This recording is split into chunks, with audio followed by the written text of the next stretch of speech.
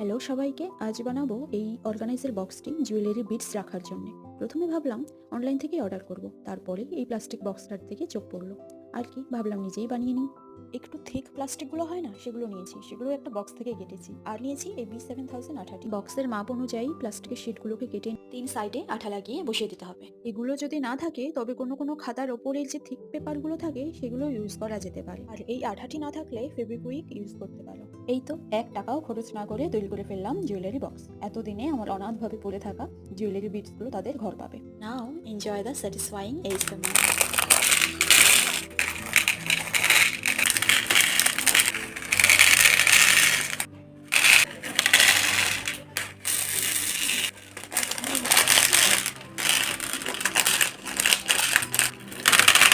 ওপরটা একটু খালি খালি লাগছিল, তাই একটি রিবন বসিয়ে দিলাম। এখন সুন্দর লাগছে, তাই না?